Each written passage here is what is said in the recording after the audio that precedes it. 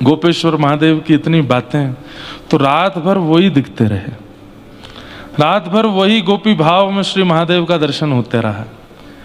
कैसी रूप होगी, कैसी झांकी होगी, कैसा स्वरूप होगा कि भगवान पिता रात्रि शरद। आज से रास पंचाध्याय शुरू करते हैं, चलो। कि भगवान पिता रात्रि शरदोत्फुल्ल मल्लिका विक्षरन्तुम मनश्चक्रे योगमायामुपाश्रिता।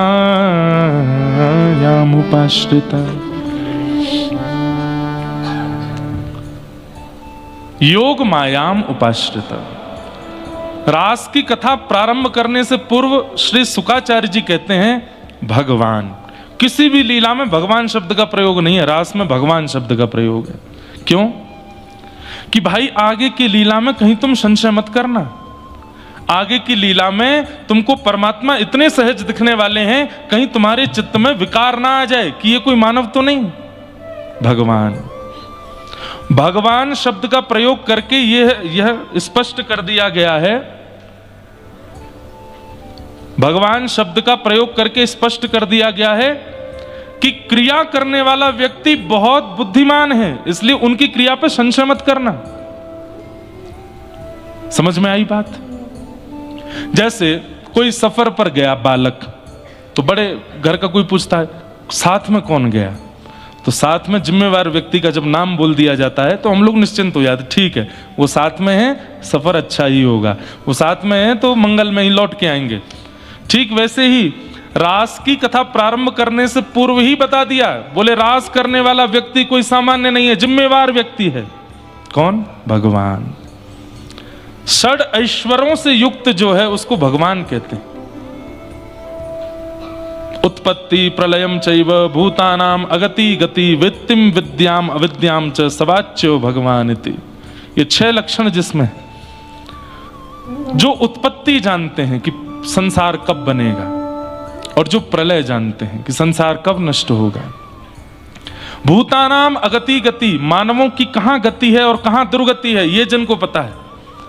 हम कितना भी सोच लें शुभ मुहूर्त में एक काम शुरू करो, नारियल फोड़ के करो, आरती करके करो, हमारा एक काम मंगल में होना चाहिए, शुभ लक्षण घड़ी आदि सब देख करके कार्य प्रारंभ किया था, लेकिन अच्छा होगा कि बुरा ये कह नहीं सकते, ठाकुर जी ही जानते हैं। दुनिया आज 90% भारतीय लोग मुहूर्त देख के ही काम करते हैं। क्या 90% भारतीयों के सब काम बढ़िया होते हैं? नहीं। ठाकुर जी जानते हैं कहां गति है, कहां गति है। गोस्वामी तुलसीदास जी ने संकल्प लिया था कि मैं विवाह नहीं करूंगा। एक ब्राह्मण देवता उनकी कथा में आते थे और रोज कहते थे मेरी पुत्री बड़ी अनुकूल है, आप विवाह कर लो। गोस्वामी जी बोले मैं विवाह नहीं करूंगा, मैं बस ये यश गान और यश लेखन में ही मेरा जीवन निकलने वाला है। वो ब्राह्मण इतने पीछे पड़ गए कि एक दिन गोस्वामी जी बोल पड़े, महादेव प्रकट होकर के अगर कहेंगे तो करूंगा ब्याह। ब्राह्मण देवता गए, अब महादेव के मंदिरों में जाके जल चढ़ा में, दूध चढ़ा में, आप ही कहो गोस्वामी जी से। तो महादेव प्रकट हो गए और प्रकट होकर के गोस्वामी जी वो आज्ञा की जो ब्राह्मण आते हैं उनकी पुत्री से विवाह करो, तुम्हारा मंगल होगा। अब हम इसको क्या समझेंगे कि भाई अनुकूल पत्नी आएगी, समय पर ध्यान रखेगी, हमारी भक्ति में विघ्न नहीं डालेगी, हमारे साथ भजन किया करेगी, अनुकूल रहेगी।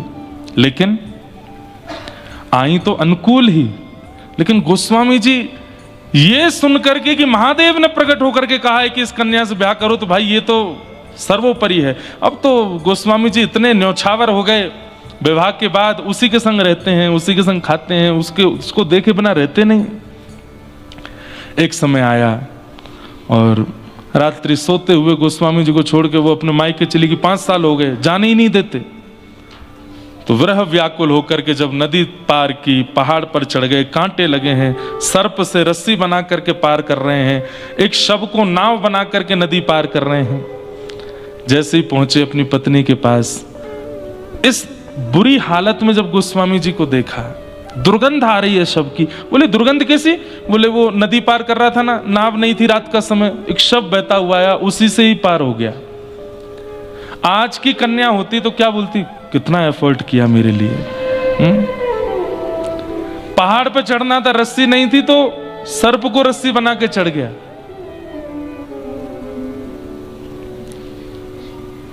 लेकिन क्या कहती हैं गोस्वामी जी की पत्नी, इतना परिश्रम, इतनी व्याकुलता, इतनी तत्परता, इतनी बेचैनी अगर राघव जी से मिलने की होती तो आज राम जी मिल जाते आपको। इस हाड़ मांस के पुतले के लिए इतने व्याकुल हुए आप। और ये बात सुनते ही बस सोचने लगे गोस्वामी जी, मैं इतना परेशान तो कभी नहीं हुआ राम जी से मिलने के लिए। मैंने कभी इस प्रकार की प्रक्रिया तो नहीं की राघव जी से मिलने की। सही कह रही है, इतनी बेचैनी मुझे राम जी से मिलने के लिए नहीं हुई। बस उसी समय पत्नी को प्रणाम किया और निकल गए और बोले अब राघव मिलेंगे तो ही जीवन का सार होगा। अब यहां पर मैं बात क्या कहना चाहता हूं कि महादेव ने कहा ब्याह करो, तो बात तो ऐसी होनी चाहिए भाई फिर तो अनुकूल ही मिलने वाली है पत्नी, लेकिन नहीं, प्रतिकूलता से ही आप भक्ति मार्ग में पहुंचोगे, इसीलिए प्रतिकूल पत्नी मिली है। और प्रतिकूल पत्नी से आ गए वो भक्ति मार्ग में, मिल गए राघव जी। तो जो व्यक्ति की गति और दुर्गति दोनों जानते हैं उन्हें भगवान कहते हैं। उत्पत्ति प्रलयम चैव भूतानाम अगति गति वेत्तिम विद्याम अविद्याम च। जो विद्या यानी कि ज्ञान और अविद्या माने कि अज्ञान, इसके जो ज्ञाता हैं, जो जानते हैं, उनको भगवान कहते हैं। इसलिए वो यदि किसी गोपी के गले में गलवैयां डाल रहे हैं तो संशय मत करना, वो भगवान है। माता जी फोन रख दो। हाँ बस, यहां नेटवर्क आ गए आपके। कौन सी सिम है? हमारे पंडित जी व्याकुल बैठे हैं, उनके नेटवर्क नहीं आ रहे हैं। हैं? खूब आते हैं। क्या बता रहा था मैं? हाँ सुनिए, भगवान जब मत्स्य अवतार धारण करते हैं और जैसे ही क्षीर सागर में या समुद्र में प्रवेश करते हैं तो जितनी भी मछलियां थीं भगवान के मत्स्य रूप को देख के मोहित हो गए और सबके मन में इच्छा होने लगी कि ये हमारे प्रियतम बन जाएं। भगवान ने जब कूर्म अवतार धारण किया, कच्छप बन करके आए, तो जितने भी कछुए, मादा कछुआएं थीं, सब ठाकुर जी के रूप पर मोहित हो गए। सबका मन हुआ कि हम इनसे विवाह कर लें। भगवान जब नृसिंह बन करके आए तो जितने भी वन की सिंहियां थीं, ठाकुर जी का रूप देख करके मन में हुआ कि यही हमारे प्रियतम बन जाएं। भगवान जब बराह बन करके आए तो जितनी भी बरही थीं, सब ठाकुर जी के रूप पर मोहित हो गए। सबकी इच्छा हुई कि हम इनके विवाह कर लें। भगवान जब राम बन करके आए, दंडक वन में गए तो जितने भी संत थे, अरे स्त्रियों की तो छोड़ो, वो साधु महात्मा जो हजार हजार वर्षों से बैठे हैं तपस्या में, राघव जी की एक छटा देख करके उनके मन में भी प्रियतमा जैसा भाव आने लगा, जैसे ये प्रियतम और हम प्रियतमा हैं। एक बात तो माननी पड़ेगी कि ठाकुर जी के सन्मुख, अगर ठाकुर जी सन्मुख आ गए तो अगर दर्शन करने वाला पुरुष है उसके चित्त में भी वो भावना प्रकट होने लगेगी जो एक प्रियतमा की पति के प्रति होती है। इसमें आपका वश नहीं चलेगा। इसीलिए महादेव गोपी बने, क्योंकि वहां पुरुष रह ही नहीं पाएगा। वो पुरुषोत्तम है। पुरुषोत्तम जो उत्तम पुरुष है उसके आगे सब स्त्रियां हैं। ध्रुव स्तुति में एक बात आती है, और ध्रुव जी महाराज कितने वर्ष के हैं? प्रहलाद जी और ध्रुव जी ये सम उम्र के ही हैं। ध्रुव जी महाराज भगवान का प्रथम दर्शन करते हैं। 4 वर्ष के हैं ध्रुव जी, और पहली बार श्री हरि को सन्मुख देख करके क्या कह रहे हैं वो सुनने लायक बात है। मुझे इतनी प्रिय लगती है ये बात। आहा, ध्रुव जी महाराज के सामने गरुड़ पर आसीन होकर के श्री हरि पधारे हैं, और प्रथम दर्शन श्री ध्रुव जी महाराज ने ठाकुर जी का किया है। इस प्रसंग को सुनकर के गोपी गीत या फिर रास पंचाध्यायी में संशय प्रकट नहीं होगा आपके चित्त में। आहा, ध्यान से सुनिए। तद्दर्शनेना गत साध्व सच्चिता ववन्दतांगं विनमय्य दण्डवत् द्रग्भ्यां प्रपश्य प्रपिवार निवार्भक चुंबन निवास्येन भुजैर्वाश्लिषन्। 4 वर्ष के ध्रुव जी, 4 वर्ष का कोई बालक है यहाँ पे? नहीं होगा। 4 वर्ष के बालक को एक बार देखना, कैसा लगता है वो? ना ज्यादा सुधरा हुआ, ना ज्यादा बालवत, बिल्कुल सामान्य सा है, अभी स्वयं से चलना भी नहीं जानता, ठीक ठीक है, ज्यादा संसार का बोध नहीं है, बिल्कुल बोध नहीं है, 4 वर्ष का है, तुतला के बोलता है। वो 4 वर्ष के ध्रुव जी के सामने भगवान खड़े हैं और ध्रुव जी क्या कह रहे हैं? पहले तो देखते रहे, पता ही नहीं है कि दंडवत करना होता है। तो फिर गरुण जी ने कहा प्रणाम करो, भगवान आए हैं। तो ध्रुव जी महाराज दंडवत करते हैं। तब गरुण जी बोले इतनी देर हो गई, तुम क्या देख रहे हो? तो ध्रुव जी गरुण जी को बता रहे हैं, ठाकुर जी को नहीं।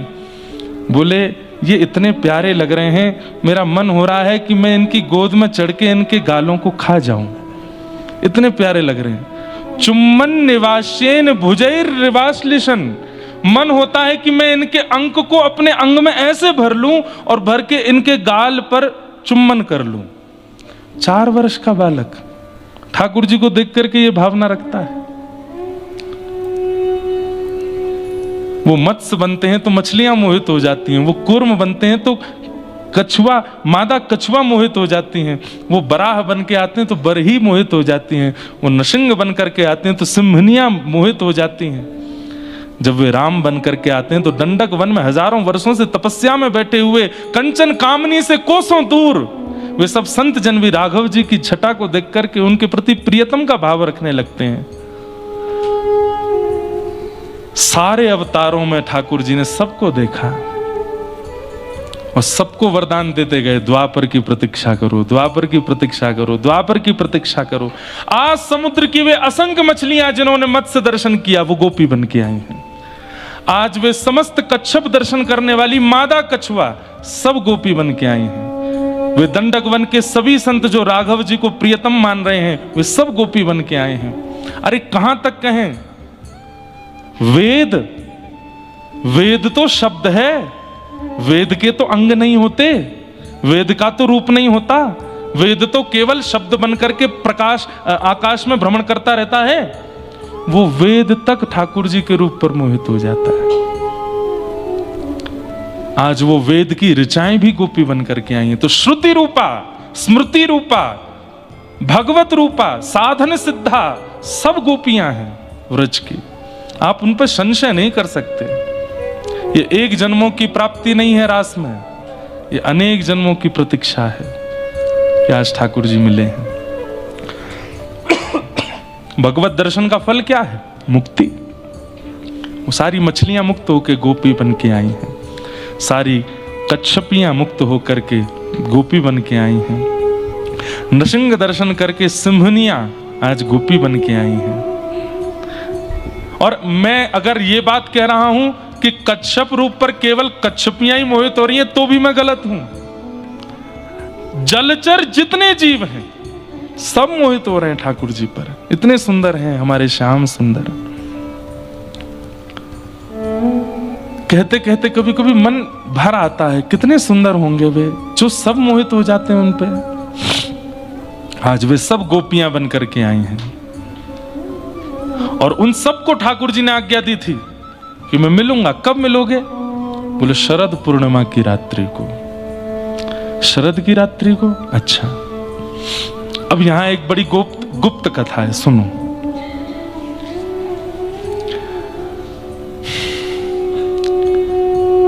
जब से श्याम सुंदर ने श्री प्रिया जी का दर्शन किया, बहुत ध्यान से बैठिएगा और सावधानी से सुनिएगा। जब देखी वृषभानु जान, हिय बिच उठी हूंक, वंशी रह गई हाथ में, फिर न लागी फूंक। जब से श्री प्रिया जी का दर्शन किया है और अभी गोवर्धन लीला हुई, तो गोवर्धन लीला में जब ठाकुर जी ने गिरिराज जी धारण किए उसी समय श्री वृषभानु बाबा किशोरी जी को लेकर के सामने खड़े हो गए। तो किशोरी जी के प्रभाव से ठाकुर जी 7 दिन तक खड़े रहे। अब ये सब दृश्य, ये सब भाव मैं पहले भी कथाओं में बहुत बार विस्तृत रूप से बता चुका हूं कि गर्गाचार्य जी क्या क्या बता के गए थे। आज सब ब्रजवासियों ने कहा कि भैया हे नंद बाबा, हे भानु बाबा, आपके दोनों बालक जो हैं ये ब्रज की रक्षा करते हैं, इनका ब्याह करो। और तब ठाकुर जी का विवाह किशोरी जी से हुआ। कहाँ हुआ? भांडीर वन में हुआ। किसने कराया? ब्रह्मा जी ने कराया। गर्ग संहिता की कथा। तो एक नियम होता है कि ब्याह के बाद कुछ दिन घर में रहने के बाद फिर बहू महीना 1.5 महीना के लिए अपने पियर जाती है। तो किशोरी जी गई हैं बरसाने, और श्री ठाकुर जी की ये स्थिति है, इतने छटपटाते रहते हैं, मन ही नहीं लग रहा है बिना श्री जी को देखे। मधुमंगल तन सुखा मन सुखा धन सुखा। बोले लाला सही कह मैं? सब लोग बोले का? बोले ब्याह के बाद सब बदल जाए, तू बदल गो। बोले क्यों? इतनो आनंद करवे वारो, इतनो मचलवे वारो, ऐसे उछल उछल के खेलवे वारो, पूरे दिन गुम सुम सो बैठो रे, का है गो? अरे ना है कछु ना है। बोले ना बता ना लाला। बोले श्री जी के दर्शन की इच्छा है रही है, मैं कहा करूं? ये तो ब्याह है कि भी वियोग खत्म नहीं है रो है। 1.5 महीना को काय को चली गई है अपने बरसाने। तो राधा जू के रिजवन कारण नाना रूप धरावे, कान्हा मोर बन आवे, कान्हा लिलिहारी बन आवे, कान्हा जोगी बन आवे, कान्हा सखी बन आवे। रूप बदलते हैं ठाकुर जी श्री जी से मिलने के लिए। तो सबरे ग्वाल बाल बोले लाला तुमको दर्शन करने? बोले हाँ। तो हम ते बता दे कर, सब करवे को तैयार है। बोले कहा करोगे? बोले तो को सखी रूप बना के ले चलें बरसाने, तेरा ऐसा श्रृंगार करेंगे कोई नहीं पहचानेगा। वैसे तो लाला तेरा अब अधिकार है, तेरा ब्याह है गयो है, तू तो वैसे भी अपने प्रकट रूप में जा सके। ठाकुर जी बोले ना मुझको शर्म आवे, ऐसे जाऊंगा फिर मैं बात बने, और फिर बात बनती बनती नंदगाम यशोदा मैया को पता चलेगी तो वो अलग कहेंगी अच्छा मैं मिल के आया बहुते नेक ना रुको जा रहा तो पे घर पे। तो ठाकुर जी ग्वाल वालों से बोले कछु करो। बोले लाला तू कुछ सखी बना दे। नेक देर लगे, ठाकुर जी के केश खोल दिए। बंधुओं इतने लंबे केश हैं भगवान के, क्योंकि मुंडन नहीं हुआ जन्म के बाद, मुंडन नहीं हुआ ठाकुर जी का। तो नाथद्वारा में आज भी नियम है कि दान लीला के जब दर्शन होते हैं तो ठाकुर जी की बेणी नहीं आती। नहीं तो अब यहां तो नहीं दिखेंगे, हमारे लाल जी ऐसे बेणी धारण करते हैं, चोटी धारण करते हैं, पैर से नीचे तक चोटी है ठाकुर जी की। दान लीला का जब दर्शन होता है नाथ द्वार में तो ठाकुर जी की चोटी कमर से बांध दी जाती है। क्यों? क्योंकि मक्खन चुरा के भागेंगे तो भागते हैं वाके 10 सेकंड बाद चोटी उठती है ठाकुर जी की, इतनी लंबी है। तो उसको ठाकुर जी कमर पर बांध के चलते, कहीं गोपी पकड़ नहीं ले, पीछे से चोटी पकड़ ले, भाग कहां भागे वो। ठाकुर जी के केश खोल दिए, बीच की मांग निकारी है, आहा सिंदूर पधरायो है, ऊपर से वो क्या पहनते हैं सिर पे, क्या बोलते हैं उसको, हाँ जो भी बोले वो धारण किया, कानों में कुंडल पहने हैं, आंखन में काजल लंबो लंबो लगाए हुए है, मुख पर सुंदर लालिमा लगाई है, नाक में नथ बेसर पहनी है, गले में हार पहने हैं, हाथ में चूड़ी पहनी है, लहंगा पहनी, चुनरी पहनी, सब बिल्कुल सुंदर श्रृंगार कर लियो। ग्वाल बाल बोले लाला तू छोरी हो तो ना हम तोते ही ब्याह कर लेते। कृष्ण लला तुम होते लली तो गरे कट जाते करोड़न के, लेकिन लाला तेरो श्याम वर्ण कैसे ढके? ठाकुर जी बोले कछु तो करो। लगे सबरे ग्वाल बाल चंदन घिसवे, महाराज खूब सारो चंदन घिसो, और चंदन घिस करके केसर युक्त चंदन ठाकुर जी के श्री अंग पे लगायो। पीरो चंदन श्याम ठाकुर जी को अंग, तो चंदन सूखने के बाद ठाकुर जी के अंग पे गोरो गोरो सो नेक अंग प्रकट होने लगा। कहीं कहीं सांवले हैं, कहीं कहीं गोरे, लेकिन इतने सुंदर लग रहे हैं, इतने मधुर लग रहे हैं। पालकी में बैठा करके ले जा रहे हैं सबरे ग्वाल बाल ठाकुर जी को श्री जी से मिलाने के लिए, और नव दुल्हन की भांति बैठे हैं ठाकुर जी, और बैठ करके जा रहे हैं। जैसे ही बरसाने पहुंचे, अपने घूंघट में से जैसे ही अटारी देखी है श्री जी के भवन की, ठाकुर जी भाव विह्वल हो गए। किशोरी जी के दर्शन नहीं हुए, इतने दिन हो गए, व्याकुल हो रहे हैं। इतने भाव विह्वल हो गए कि यहां श्री जी विराज रही है, कितना भाग्यशाली ये भवन है, यहां में मेरी श्री जी रह में। जैसे ही भाव विह्वल हुए तो नेत्रों से अश्रु गिरने लगे। अश्रु पहुंचवे के चक्कर में यहां तो चंदन छूट गो, यहां तो चंदन छूट गो। मधुमंगल आदि ने जैसे देखे तो ठाकुर जी फिर से श्याम वर्ण के गए। अरे लाला रो काई को रोए, ऐसे रो जैसे नई बहू विदाई हरी हो, काई को रो रहा है? अरे ना बरसाने आए गए ना, या बरसाने के कण कण में श्री जी के चरणारविंद अंकित हैं, तो वो सोच करके मुंह को विरह है गो। अब क्या करूं, सबरी गोपी तो पहचान जाएंगी। वो लाला तू ऊंचो घूंघट कर ले। सो ठाकुर जी ने ऊंचो घूंघट कर लियो, हाथों पे तो अभी भी चंदन है। सब सखियां बोली, अरे कौन सी बहू है लेके आ रहे हो? बोले नंद बाबा ने भेजी है। बोले नंद बाबा ने? कहां से आई? बोले ऊंचे गांव के बड़े गोप हैं, उनकी बहू है। हम सब ने नंद बाबा ने आज्ञा करी, या को जाए के श्री जी को दर्शन करा के लाओ, तो श्री जी को दर्शन करावे लाए हैं। अच्छा मुख तो दिखाओ या को। बोले वो पतिव्रता नारी है, पति के अलावा कोई को मुख ना दिखाए, हमने ना देखो वा को मुंह, तुम्हें दिखावेगी ज्यादा से ज्यादा श्री जी को दिखावेगी और कोई को नहीं। सब गोपी बोली यहां से आगे आप लोगों का प्रवेश नहीं है, लाओ पालकी हम उठावे। सब ग्वाल वाल छोड़ दिया। अब ललिता विशाखा आदि सब सखियां पालकी में लेके ठाकुर जी को भीतर पहुंची। अंतःपुर में पहुंची। श्री जी बोले अरे ये तो कोई बड़ी सुंदर गोपी आई है, बड़ी सुंदर साज श्रृंगार किए, न मुख तो दिखाओ। तो ठाकुर जी अपने घूंघट पकड़ के सिर हिलामे। बोले क्यों? तो ललिता विशाखा को इशारों करें, बोल भी नहीं रहे, आवाज से पहचान जाएंगी सबरी। अच्छा इन सबन को बाहर करूं, केवल मुख मुख दिखाओगी? बोले हाँ।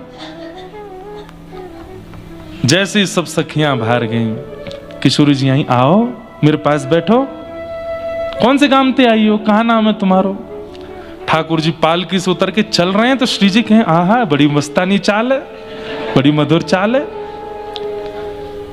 चाल देख करके, ढाल देख करके श्री जी मोहित होती जा रही है। अभी मुख नहीं देखा है। जिस भांति से चुनरी पकड़ी है घूंघट की, तो जो हाथों की आकृति है वो भी इतनी सुंदर है, सब कुछ इतना मधुर है।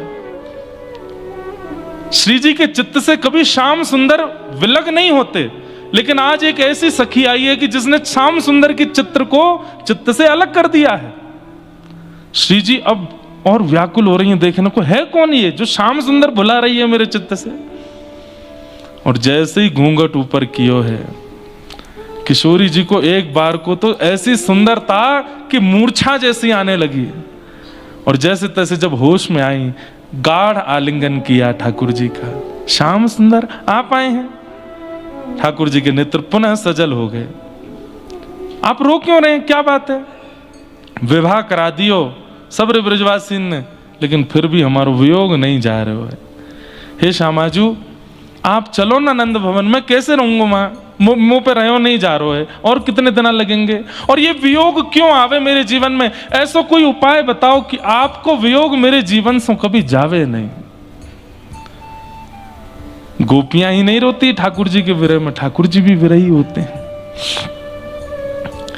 श्री जी बोली देखो आप अपनी प्राप्ति का कारण स्वयं नहीं बता सकते, आपके भक्त बताएंगे। ऐसे मैं अपनी प्राप्ति को कारण स्वयं कैसे बताऊं, वो तो ललिता बतावेगी। नहीं उनको भीतर मत बुलाइए, मजाक बनाएंगी मेरो। ठाकुर जी बोले बुलानी तो पड़ेंगी। श्री जी बुलवाएं। ललिता विशाखा भीतर आई, और जैसे ही बगल में बैठे श्याम सुंदर गोपी भाव में श्यामा सखी बन के आए। अब तो ललिता आदि सखियां इतनी भाव विह्वल दौड़ करके गई, थाल सजा करके लाई। अरे वाह आज तो सखी रूप धारण करके आए हो, बड़े सुंदर लग रहे हो, बड़े प्यारे। आरती करी। श्री जी ने कही शंका को समाधान करो। बोले क्या? ठाकुर जी चाहे कि मेरो वियोग इनको कभी नहीं हो, उसके लिए इनको क्या करना पड़ेगा वो बताओ। ललिता विशाखा बोली अच्छा ठाकुर जी पहले पांव पड़ो ललिता के, पहले हमारे पांव पड़ो, चरण में प्रणाम करो। ललिता जी को प्रणाम कियो, विशाखा को प्रणाम कियो, अष्ट सखीन को प्रणाम कियो। बोले ऐसा कोई अचूक उपाय बताओ कि श्री जी को विरह मोकू को भी हो ही नहीं। तब ललिता जी बोली प्रेम की स्वामिनी है, महादेव को भी प्रेम वही सिखाती है। ललिता जी बोली आपको एक अनुष्ठान करना पड़ेगा। बोले कौन सा अनुष्ठान?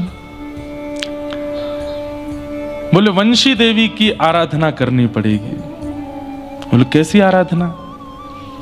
बोले नित्य अपने अधर पर धारण करो, अपनी कोमल उंगलियों से उनके छिद्रों को आच्छादित करो, अपनी नाक के मोती से उनके ऊपर छत्र चवर करो और केवल किशोरी जी को स्मरण करके वंशी बजाओ। महीना 1.5 महीना तक आपको यही उपासना करनी पड़ेगी, यही आराधना करनी पड़ेगी। इसी आराधना के फल में आपको फिर वंशी देवी की कृपा से श्री जी को आह्लादनी स्वरूप प्रकट होकर के आशीष देगो, तब आपकी आराधना सफल होगी। तब ठाकुर जी ने वंशी देवी की अनुष्ठान किए हैं। एकांत में बैठ करके केवल और केवल वंशी पर राधा नाम ही गाते हैं ठाकुर जी, दिन रात केवल राधा राधा राधा राधा, और उसी भाव से वंशी बजाते हैं। ना गैयाओं के लिए आज वंशी बजी है, ना गोपियों के लिए, ना ग्वाल बालों के लिए, ना यशोदा मैया नंद, आप किसी के लिए वंशी नहीं बजाते हैं। वंशी केवल किशोरी जी, अनुष्ठान चल रहा है ठाकुर जी का। मास पर्यंत ठाकुर जी ने अनुष्ठान किया। राधा नाम में वंशी की ध्वनि जब की है, तब मास पूर्ण होने के बाद किशोरी जी प्रकट हुई और किशोरी जी ने कहा, श्याम सुंदर, आगे की लीला में आपको व्रज से भी जाना पड़ेगा, फिर मेरा वियोग कैसे सहोगे? तब ठाकुर जी भाव विह्वल होकर के चरणों में गिर गए। हे श्यामाजू, आप मेरी आह्लादनी शक्ति हैं, आप चाहें तो मेरे जैसे अनेक निर्माण करके आगे की लीला में भेज सकती हैं। ऐसा कुछ कीजिए ना कि आगे की लीला कोई और करे और मैं सदा आपके पास ही रहूं। किशोरी जी बोली, वो तो संभव होगा, आपका प्रभाव स्वरूप और स्वभाव स्वरूप 2 प्रकट होंगे। स्वभाव रूप से आप सदा यही निवास करोगे, प्रभाव रूप से मथुरा द्वारिका की लीला करोगे, लेकिन वह प्रभाव स्वरूप भी मेरे विरह में बहुत व्याकुल हो जाएगा। तब क्या करेंगे? तो बोले एक ऐसी स्मृति हम प्रकट कर देते हैं जो स्मृति आपके चित्त का कभी त्याग नहीं करेगी, और उस स्मृति से मेरा वियोग सदा आपको आनंदित करता रहेगा। और वो स्मृति क्या होगी? बोले महारास, हम आपके साथ महारास करेंगे, और महारास के भाव से आपके चित्त में एक ऐसी स्मृति प्रगाढ़ हो जाएगी, जब जब नेत्र बंद करेंगे तब तब वह महारास की झांकी दिखा करेगी। तो व्रज से आगे की लीला में भी जब आप जाएंगे, वो महारास आपके चित्त में रहेगा और आप आगे की लीला भी कर पाएंगे, और मेरे स्मरण में वियोग में जब जब याद आएगी तो उस महारास का चिंतन करके शांत भी हो जाएंगे। कब करेंगे ये रास? बोले शरद पूर्णिमा पर। तब किशोरी जी ने ठाकुर जी को वरदान दिया है कि हम आपके संग महारास करेंगे। तब ठाकुर जी को किशोरी जी ने आज्ञा की, जैसे मेरा विरह आपको होता है, आपका विरह भी अनेकों को है, आप भी उन सबको आमंत्रित करो, और महारास में जो भी आपके विरही हैं सबको बुला करके सबके चित्त में ये महारास की स्मृति स्थापित करो। योग मायाम उपाश्रित, इस प्रकार महारास की योजना बनी। ये महारास, ठाकुर जी महारास के तुरंत बाद कंस वध के लिए निकल जाते हैं मथुरा। क्यों? क्योंकि बिना महाराज की उसकी स्मृतियों को चित्त में लिए द्वारिका नहीं पहुंच पाएंगे। वो कंसवध नहीं कर पाएंगे, महाभारत का युद्ध नहीं करा पाएंगे। एकांत में बैठे बैठे वो स्मरण करते रहते हैं, राधे राधे करुणामयी कृष्ण प्यारी, राधे करुणामयी कृष्ण प्यारी, मेरी सुध लीजो श्री वृषभानु दुलारी, मेरी सुध लीजो श्री वृषभानु। सब लोग गाओ बंधुओं। मथुरा में बैठे कृष्ण, द्वारिका में बैठे कृष्ण यही गाते रहते हैं। याद आती है जब किशोरी जी की बहुत, नहीं सह पाते उस वेदना को, लेकिन प्रकट नहीं कर सकते किसी के आगे। तब एकांत में बैठ कर के केवल श्री जी को याद करते हुए ठाकुर जी गाते हैं, राधे राधे करुणामयी कृष्ण प्यारी, राधे राधे करुणामयी कृष्ण प्यारी, मेरी सुधली जो श्री वृषभानु दुलारी,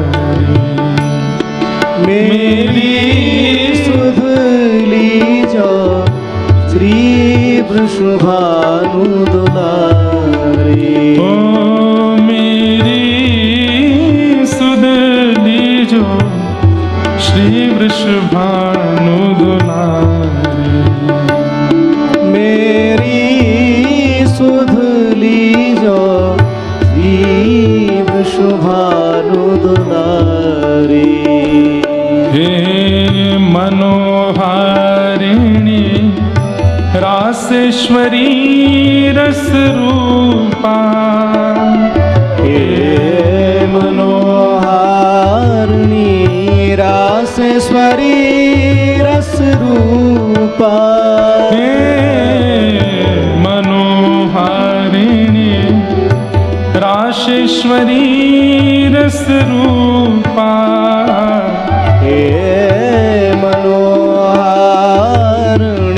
रासेश्वरी रस रूपा, ब्रज विलासिनी ब्रज वासिनी ब्रज की भूपा, ब्रज विलासिनी ब्रज वासन ब्रज की भूपा, हे अखिल लोक चूड़ामणि कीर्ति किशोरी, अखिल लोक चूड़ामणि कीर्त किशोरी, मेरी सुधली जो श्री वृषभानु दुलारी, मेरी सुधली जो श्री